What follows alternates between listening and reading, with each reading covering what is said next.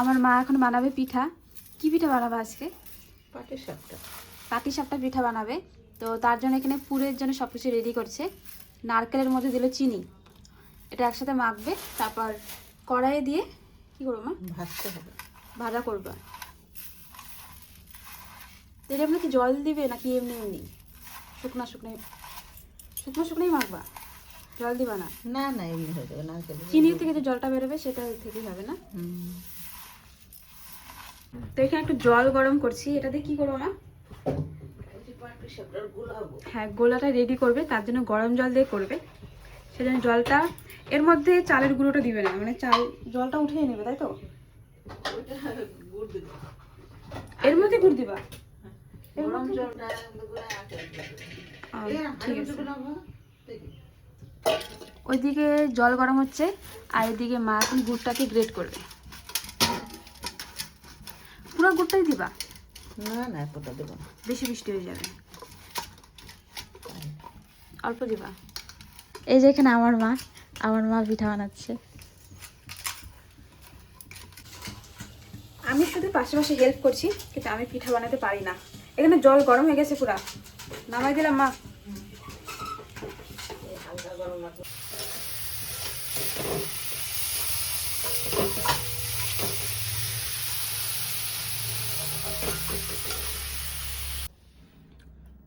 তো এটা গুড়টা যে মিশাইলা ওটা না, এর মধ্যে চালের গুঁড়া মেশানো, চালের গুঁড়া মেশানো হবে।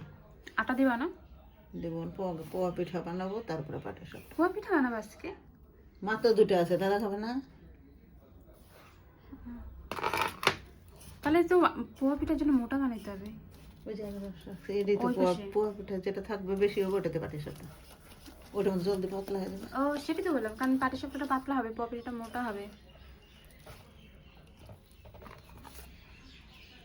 একটা সেন্ট বেরোচ্ছে না গুড়ের, আলাদা রকম, কিন্তু বেশি মিষ্টি আমার খেতে মানে ভালো লাগে না, তখন মানে ঝাল খাই। তো এদিকে তেলটা গরম হচ্ছে আর মায়ের পিঠাগুলো দিয়ে দিবে।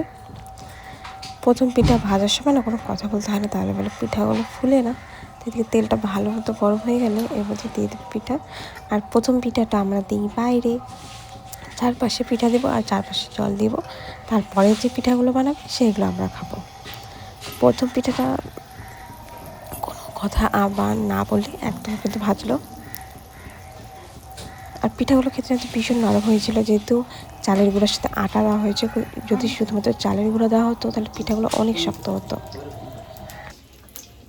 এই পিঠাটা আমরা এখন চারদিকে দিব বাড়ির।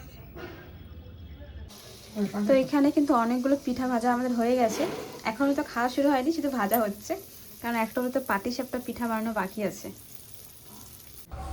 মোটামুটি কিন্তু সব পিঠা এখন আমাদের বানানো হয়ে গেছে। পাটিসাপটার পোয়া পিঠা এখন কি আমি বাবাকে খেতে দেবো, তারপর আমরাও খাবো। বেশি মিষ্টি হলে না তখন আর খেতে ইচ্ছে করে না, আমার মনে হচ্ছিল তো আমি শুধু ঝাল খাই।